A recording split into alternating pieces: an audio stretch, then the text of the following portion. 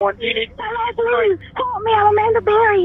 you need police, fire, or ambulance. I need police. I've been kidnapped and I've been missing for 10 years. Okay, and what's your address? 2207 Seymour Avenue. Okay, talk to the police when they get there. Okay. Hello? Yeah, talk to the police when they get there. Okay, I'm going right now. We're gonna send them as soon as we get a car open. No, I need them now before we get back. I told you they're on the way. Talk to them when they get there, okay? All right, okay. Thank you. This dispatcher completely disregarded protocol. He was not supposed to hang up on her, and it only got worse when the neighbor called. Cleveland 911 police, ambulance to fire. Yeah, hey, bro, I'm at 2207 Seymour, West 25th. This broad is trying to break out the house next door to me. She like, this been kidnapped me and my daughter, and we've been in this. She said her name is Linda Berry or some Sir, you know what I mean? Sir, is she still in the street or where did she go? Yeah, I'm looking at her. She right now. She calling y'all. She on another phone. Can you ask her if she needs an ambulance? She needs everything. She's in a panic, bro. I guess she's been kidnapped, so, put yourself in her shoes. We'll send the police out. Abducted, assaulted, and brutally abused for over a decade, Amanda Berry was chained to a wall in her neighbor's basement. Not only would I never see my mother again, but I wouldn't see my sister, my family, or my friends for a decade. She was forced to raise her daughter in captivity until the day she took it upon herself to save her friends and her family, finally putting an end to Ariel Castro's House of Horrors. The source of hope for escape would come from the most unexpected place, 6-year-old Jocelyn. In the city of Cleveland, Ohio, lively teenager Amanda Berry is wondering if she'll show up for work at her local Burger King. I almost called off of work that day because the next day was my birthday. My mom had came to the door and she came to give me a kiss and just tell me have a good day. I got ready for work. But unfortunately, her life ended up taking a completely different turn after she finished her shift. What if I would have caught off that day? On her way home, Amanda crossed paths with a friendly face, Ariel Castro, the neighborhood school bus driver and father of one of her good friends. And he asked, do you need a ride home? I said yes.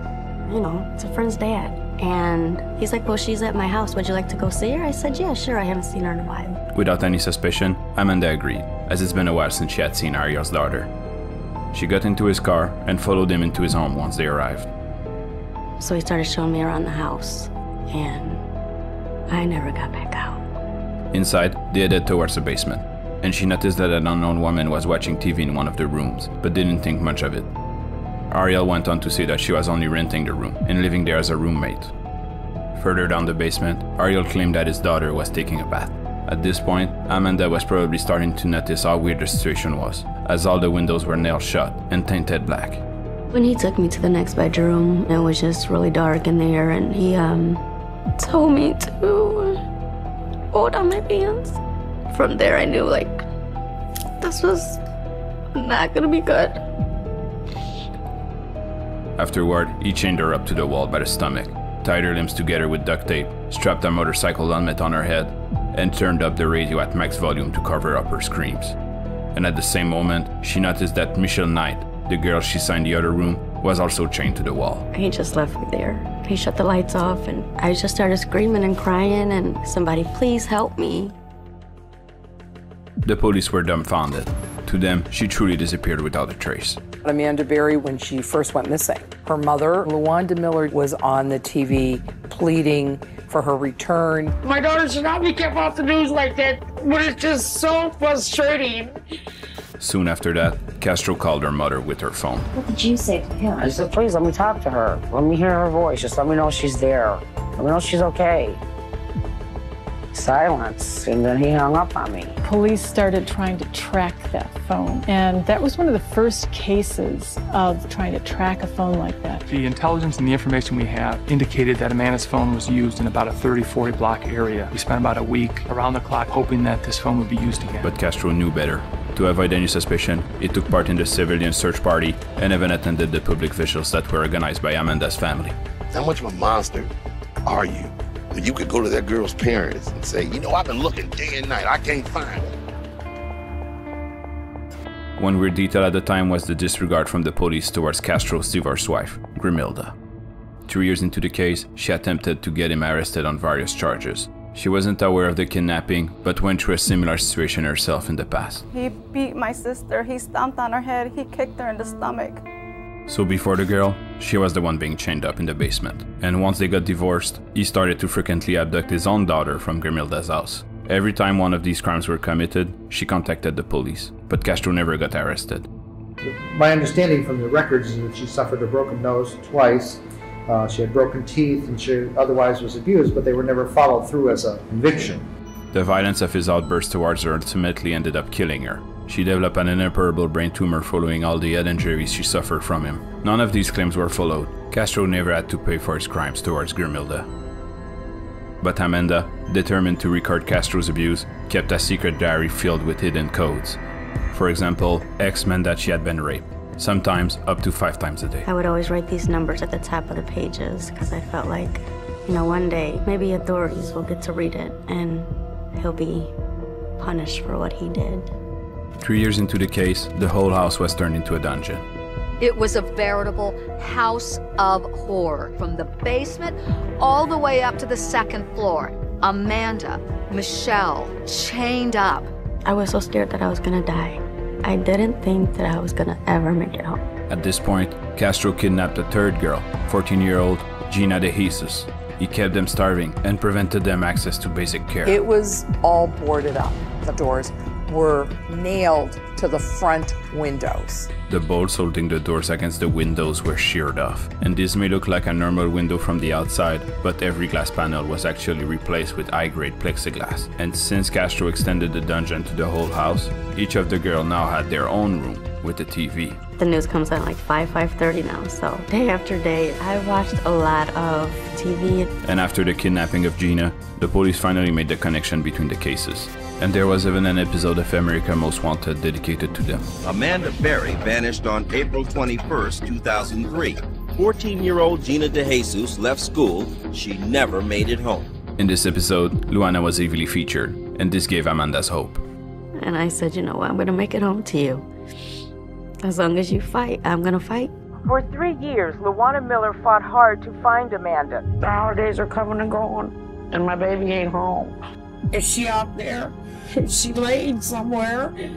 At that point, Amanda's favorite show was the Montel Show, especially the segment with the psychic Sylvia Brown. I would watch her every time she was on Montel, and I'd say, I wish my mom would go on there.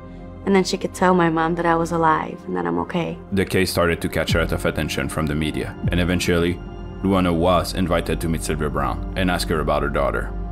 Don't think I'll ever see her again. Yeah, in heaven on the other side. I just hate that she's not alive, honey. Luana was devastated, as was Amanda. I just broke down crying because I couldn't believe she said that. They both went into a long, depressive episode. She even took down the picture of Amanda she had hung around the city. And she just gave up hope. And the huge tragedy is that she would die before Amanda. One of the last things she did before she died was to try one last time to get the search for her daughter moving. Apparently, she just couldn't believe she was gone. I think that was the hardest part. She was always fighting, and she was never going to give up on me. And for her to get sick, and I couldn't be there with her. I couldn't help her when she was sick. And I think everyone knew that really she died of heartbreak. In what could only be described as a twist of fate, Amanda became pregnant around the same time her mother passed away. Similarly to the J.C. Lee Dugard case we already covered, Amanda saw her coming child as a gift from her mother, and for the first time in years, she felt hopeful. Castro used her and the others as sex slaves. As a result, Amanda became pregnant and gave birth to her daughter Jocelyn, the bright light that made the darkness bearable and gave her a reason to live. Amanda named her Jocelyn, and Castro sent her down the basement with the girls. This is his kid. How do I feel about that? And she resembled him a lot. And I would look at her, and I just felt like, she's mine. She's mine. Even if the circumstances were dire, Amanda did the best she could to properly raise her. I really didn't have the control to do what I wanted or to teach her what I wanted, and I kind of had to go through everything with him. As her daughter grew up, Amanda eventually started to rearrange the room for it to look more like a classroom. She would ask her to use her imagination to visualize the street, the car, and the stop signs. We would pretend walk to school. I try to make it as real as possible for her, you know. So we would lock the door and we would walk to school, cross streets, and I would tell her, you know, stop at green lights and look both ways when it's a red light. And we would finally get to school and I would sit her down and tell her, okay, I love you, have a good day. And then I would become her teacher. This is Ariel's adult daughter reaction after she saw a picture of Jocelyn. And he showed me a picture that was in his cell phone. And I said, she's cute, who is that? And he said, this is my girlfriend's child. And I said, Dad, that girl looks like Emily. Emily's my younger sister. Maybe she thought it was suspicious, but couldn't have known to which extent her father went to get his hand on this child. And this is where Castro's own sensibilities came into play. Because as much of a monster as he was, he loved his daughter and didn't want her to live her whole life in captivity. Ultimately, he never did anything. He never laid a hand on Jocelyn. So he started to take her outside. First in the courtyard, then in parks. One day she even got to see the sunlight on her face through a crack in the window. It was the most beautiful thing. I just felt like that's where she should always be. Around the same time, Jocelyn started to be more and more dubious about the chains and shackles her mother was forced to wear. So he started to call them bracelets, and she was about 2, almost 3 years old, and he finally took the chains off of me. And that was because of Jocelyn. As Amanda and Jocelyn were living a life of their own inside the house, the clock kept ticking in the outside world. So after 10 years and the loss of Luana, the only person still looking for Amanda seems to be her sister Beth. I'm hoping she's out there somewhere. I mean, I don't care, just come home. They are still waiting and still hoping. FBI agents and police are searching for the remains of a missing teen, Amanda Berry. 7 years ago tonight. It was 8 years ago tonight. It's been 9 years. That Amanda Berry Gina DeJesus disappeared. Today marks 10 years since Cleveland teenager Amanda Berry disappeared. She was 16 years old. Those who knew Amanda Berry gather to remember. Gina's family has been gathering right here at this corner. After a while, we thought these girls would never be found. They're dead. They're gone. After 11 years in captivity, everything changed on the morning of May 6, 2013. It's a warm spring day, and the source of hope for escape would come from the most unexpected place, 6-year-old Jocelyn. Her daughter said something to her that changed both of their lives. And she's like, Mom, Daddy's car is gone. My heart immediately started pounding. Should I chance it? If I'm gonna do it, I need to do it now. This was her only chance, probably the only chance she would ever get, since it was the first time they forgot to lock her door. Never before in 10 years has that happened. I'm like, okay, now I just gotta fly out this front screen door and I'm free. And that didn't happen. As with everything else in the house, the screen door was locked from the outside. But by pushing as hard as she can, Amanda was able to create a small opening. So I'm just like waving my arm and I'm like, somebody please, please help me. I'm Amanda Berry. She started banging and pushing against it like her life depended on it. And Charles Ramsey, Castro's neighbor, happened to be outside on his porch. Boom, boom, boom, boom, boom. He ran to the door to see if he could help. She said, get me out of this house. He kind of like started like trying to pull on the door, but he couldn't get it open either. And so he like kind of kicks it. Out comes Amanda. What do we do? Right, call the police. Cleveland 911. Call me, I'm Amanda Berry. I've been kidnapped. I've been missing for 10 years, and I'm here. I'm free now. The police are on the way. Talk to when you get there. Okay? I need... She like, this been kidnapped me and my daughter, and we've been in this... She said her name is Linda Berry or some... Can you ask her if she needs an ambulance? She needs everything. She's in a panic, bro. I said she's been kidnapped. I'm Amanda Berry. I've been on the news for the last 10 years. Okay, I got that. And you said, what was his name again? Ariel Castro.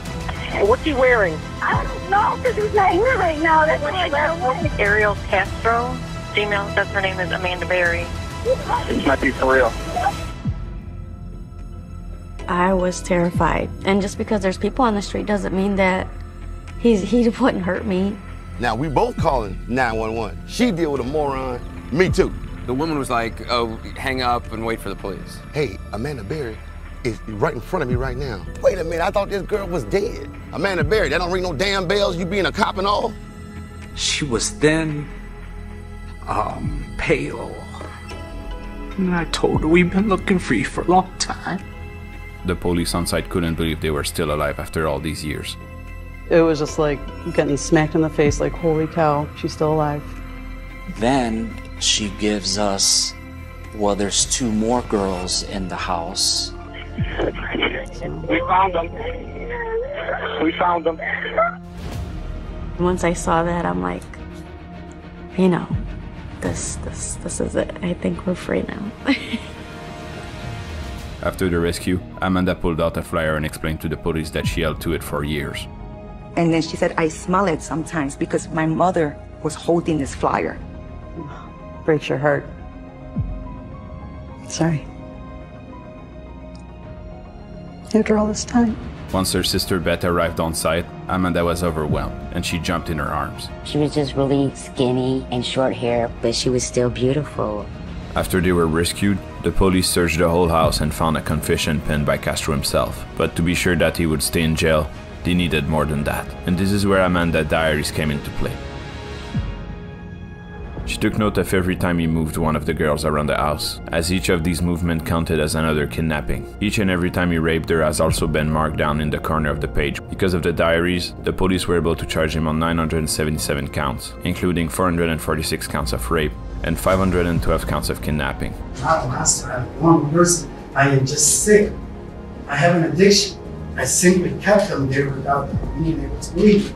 You know, I couldn't believe that he would say that. I mean, do you think I would be there for 10 years if I had a chance to go home?